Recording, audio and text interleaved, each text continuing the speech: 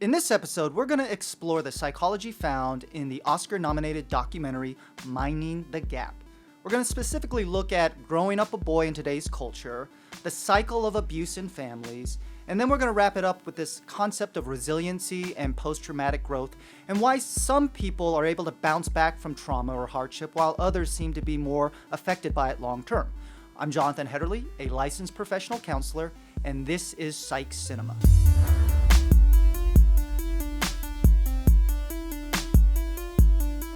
Psych Cinema is Shrink Tank's video series where I explore the films that I watch and love. Now, 2018 was a phenomenal year for documentaries. I saw the Fred Rogers documentary, Won't You Be My Neighbor, and I said to myself, I have seen the best documentary of the year. And then later on, I saw the Oscar award-winning film, Free Solo, and I said, I have seen the best documentary of the year. I'm here to tell you that Minding the Gap is not only the best documentary of 2018, it is the best film of 2018.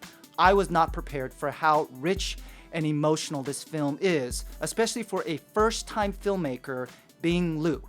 And he set out to make a documentary about the community of skateboarders, the brotherhood of those that are attracted to skateboarding.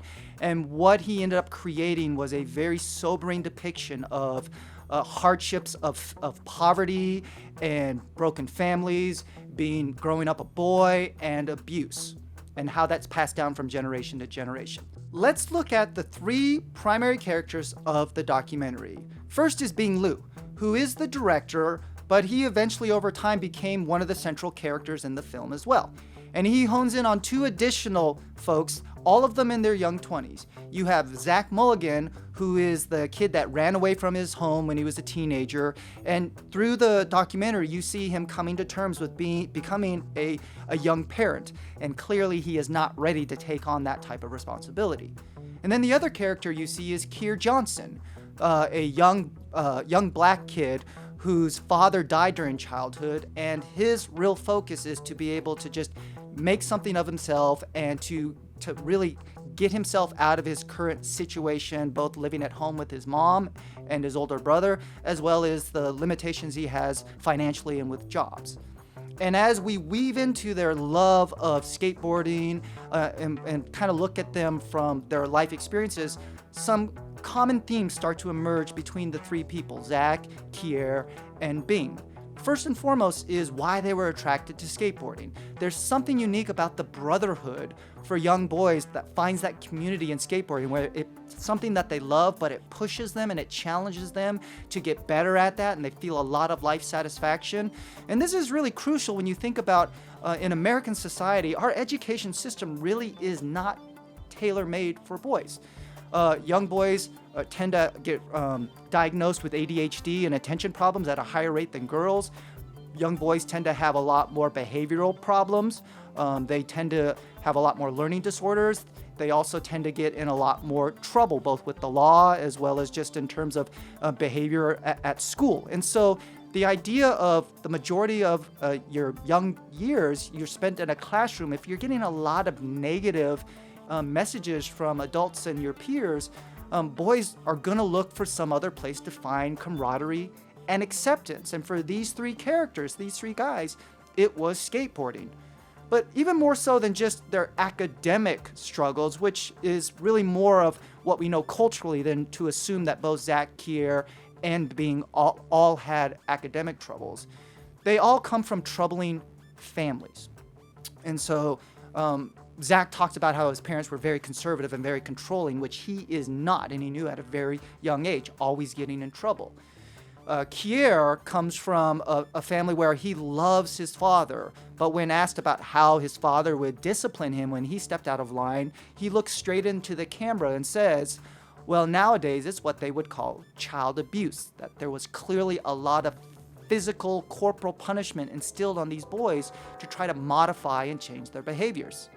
And then Bing actually comes in and talks a lot about not his father, but the man that his mother married, so a stepfather, and how he would abuse him and beat him up. You hear from Bing's half-brother talking about how he would hear in his room when they were growing up the loud chaos and violence.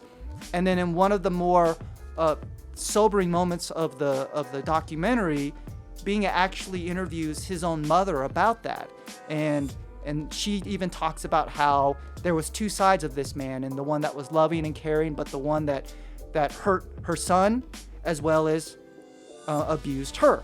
And that's really one of the second core aspects that this film looks at, is the cycle of abuse. And we see that all three of them have experienced some form of neglect or abuse, whether it be physical, whether it be emotional or psychological, really feeling not like you're belonging in your family. And that's really what Zach experienced, to the point where he ran away. But Zach, during the documentary, starts to display some troubling aspects in his own relationship with his son's mother, Nina. And at the beginning of the documentary, they're together and they just had a young child. But as the documentary progresses, they're no longer together because they're having difficulty with conflict and the fact that they're very young, but now they have this responsibility of a child. But in a lot of ways, they both really still want to be carefree and independent, not be kind of bogged down by raising a young child. And this was not the intention of the filmmaker, Bing, but he gets to a point where he records an argument between Nina and Zach, and later on, Nina discloses that Zach hits her. Zach beats her up, and that really creates this pivot in terms of the cycle of abuse. And what we know about abuse and domestic violence is that those that are either victims or bystanders and observe that, they have a higher rate of that being normalized and how to deal with conflict. And late in the documentary, Bing confronts Zach, and Zach says that sometimes women just need to be sent a message or put in their place. And it's a really disturbing revelation when you think about the hardship and the rejection that he experienced in his own life, that now he's perpetuating it with the mother of his child. And so then you even talk about Kier, where he goes and finds his dad's grave. And here he was talking about how his dad, physically abused him in a lot of ways for when he would have behavioral problems.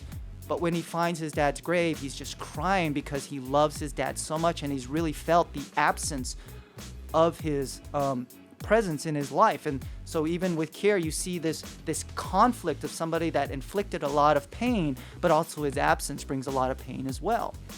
Which brings us to this last concept in psychology of resilience, or post-traumatic growth. This idea of, why do some people have really traumatic or negative life experiences and they're able to either rebound from it, bounce off of it, or find great meaning, while other people seem to be really deeply impacted by it, negatively impacted by it in a long period of time in their life. And Bing actually asks Zach about this, because he compares and contrasts them. He asks him, like, why have we sort of like moved forward in life in such different routes, even though maybe a lot of our story, our family story growing up is similar. And Zach says some people do take their negative experiences and turn them into powerful, positive things. But then he admits to Bing that, I just don't think I'm that type of person. And you see that with Zach. He's really, in a lot of ways, a typical failure to launch. He is perpetuating an absent father. He's possibly an abusive partner. He's self-medicating. You see him throughout the film just drinking all the time. And later on, he gives a confession that really he is deep in depression and self-loathing, and he has for a long period of time. But then you see Kier, who throughout the film is progressively moving himself up in terms of jobs, whether it be from a dishwasher to a waiter, or an expediter at a restaurant. And then eventually at the end, he's able to move out of his community and have a fresh start at a more high-end type of restaurant or food service. And then finally you have Bing, the director of this documentary himself. And he talks with his mom about how this film has really challenged him to talk about this and confront this. And in a lot of ways, this is one of the ways that he's able to kind of move forward. So when we think about resiliency, which is an ability to bounce back from things, one of the aspects we look for are all of the protective factors. And we know that folks that have more of a supportive family life, they do better in school, they have more purpose and meaning in their life. they tend to have more protective variables that help them move forward or not get stuck when hardship or trauma happens in their life. But consequently, those that maybe feel alone and don't have a strong support system, those that maybe have drug or alcohol or legal issues, they tend to have a lot less of buffers. They have even more risk factors that whatever kind of trauma or negative life experiences, that it may kind of continue to be a cycle because they don't have a lot of these external reinforcement to help them get out of that vicious cycle. And then post-traumatic growth is really this concept that it's not just the ability to bounce back, like resiliency or grit. Post-traumatic growth is really about how, by going through something traumatic, there actually is born out of us something that maybe would have never developed if we hadn't gone through such hardship. An example would be somebody that maybe is a victim of domestic violence or child abuse, that all of a sudden they have a greater heart for that and they become an advocate for other people, something that maybe would never emerged if they hadn't gone through those experiences themselves. So I encourage those of you that love great filmmaking, love documentaries, or have a strong interest in masculinity, fatherhood, boyhood, or domestic violence to check out Minding the Gap. But the question I have for you is really, how do we as a culture stop the vicious cycle of violence and abuse being passed down from generation to generation? Please leave your thoughts and comments in the comment section below. You can also leave a recommendation of a film you'd like for us to tackle here on Psych Cinema. You can follow me on Twitter, and don't forget to check out shrinktank.com, our website, where in addition to videos, you'll find articles, podcasts, polls, and more that explores the rich intersection of popular culture and psychology. That's going to do it for this episode of Psych Cinema. I'm Jonathan Hetterly. Thanks for watching, and we'll see you again soon at the movies.